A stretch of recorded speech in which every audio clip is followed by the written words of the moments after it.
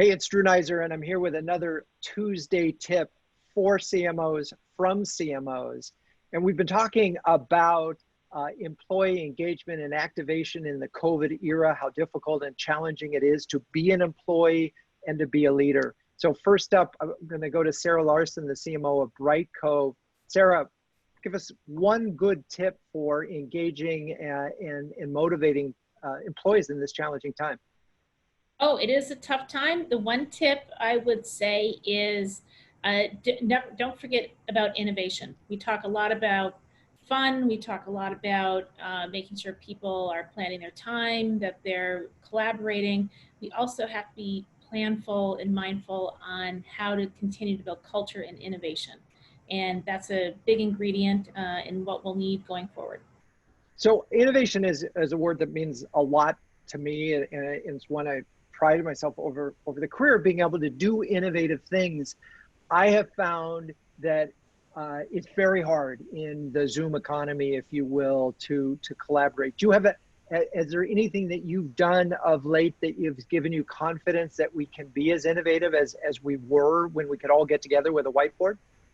I think getting yourself mentally out of the environment you're in. So move to mentally a completely different industry, move to a different geography, envision yourself and your team in a different place.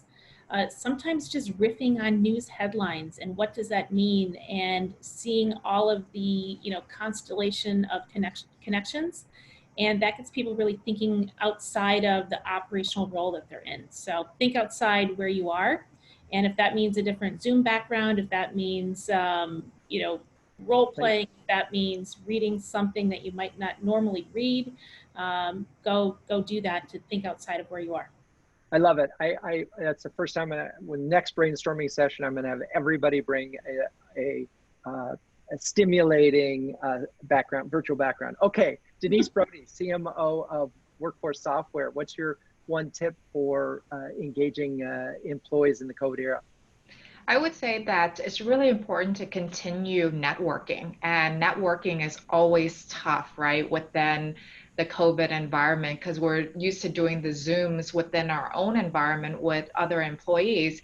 But I know that I proactively set up sessions so that our employees that are maybe, let's say, working on analytics or some type of project, they're able to talk to other portfolio companies and learn from the best practices.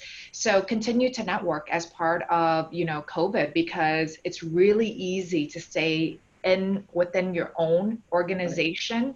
And networking, there's so many amazing things that are happening in other companies, and it's just a matter of turning around and tapping one of your peers and asking, can you set it up so that they're talking to their own peers and their own teams, and continue that networking. We try to really share from a networking perspective and talk to other companies at least a couple times during the month, and being proactive about it. So it sounds like you're just making sure, because we're all home, making sure that different people are coming together and sharing ideas as a way of staying connected and moving things forward. The one tricky part about networking right now, of course, is, again, we are doing this. Are there, other than getting on a Zoom call, what are you doing from a networking standpoint? Yeah, just be very intentional, and also making sure that you have specific topics. You're not getting on a Zoom call to network for the sake of networking and having a coffee or a glass of wine with somebody, right? It's making it practical, making sure that whether you're trying to solve for the Mark stack, or you're thinking about communications outside of the box at this point in time, or if you're trying to help other peers within your own company, use a networking opportunity, whether it's 30 minutes, an hour, make it very structured. Have a set of things you want to accomplish. And by the way, give the other company also some pre-read about your company, so that they're not spending the first 30 minutes just trying to understand what you do, but they already know why you have the call. So really, it's networking for best practices and not networking for the sake of networking. Got it. All right. Simon Schaffer, CMO of Case Paper.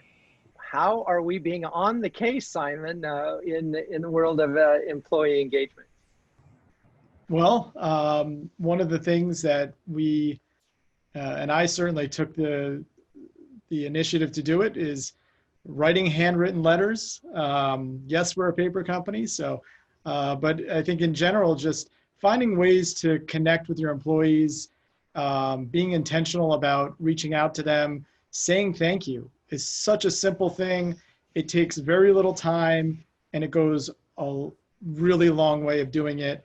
And if you can find creative ways to say thank you, all the better. So say thank you to your employees and appreciate them during this tough time. What I love about that is the simplicity and the cost. But it does take time. I'm wondering if you could share an example of just sending a thank you note and how that's, how employees have responded. So we had one employee that came home from a really rough day. It was about 2 months ago. And she called me up. She had gotten home and she was crying on the phone and saying how meaningful it was to get, a letter in the mail. And with me just reaching out to say thank you, because she was working a lot of extra hours and she was working really hard. And I recognized it. A lot of people did. And I just wanted to say thank you. So I wrote her a letter. That was it. Nice. All right. So speaking of challenging engagement times, next CMO is Michelle Beebe, who is the CMO of Skillsoft and who is also suffering from Zoom fatigue. So she's phoning this one in. Michelle, what's your tip for engaging employees? I guess it would be remiss of me if I didn't mention learning and growth. We still see such a tremendous hunger, and perhaps even more so now, for gaining new skills and for continuing to learn and grow, particularly at this time. And so, certainly externally to our organization, we have opened up our platform and made that available, but internally we've given people the time. So Friday afternoons are for spending time, don't necessarily have to be within our platform, but we encourage people to go out and learn new things and spend time helping to grow themselves, not just professionally, but also personally, if there's something that they want to learn how to do. And I would say that it's been incredibly well received. We also do a book club, and our last book that we just finished was How to Deliver a TED Talk. And out of that, we had so many people who said, this has been a great opportunity. I want to try this out now. I want to become a better presenter. I wanted to talk. So our next, I think, sort of get together as a team is going to be with folks who are going to show off what they've learned. So I'm really excited about that. Yeah, that's amazing. And obviously, you get a chance to drink your own champagne, if you will, there by encouraging learning and growth. But yeah, you're right. If you didn't do that as an organization, that would be off. And I think that this is an interesting time. People, since they're not commuting, there is an opportunity for everyone to learn.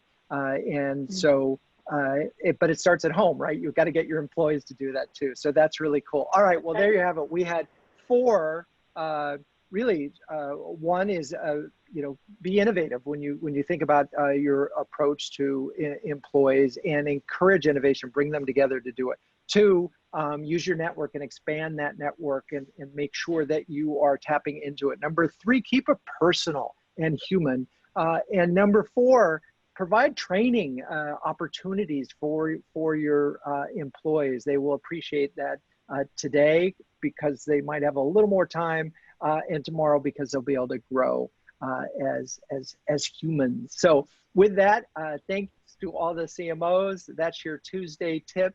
We're keeping it real here. Thanks.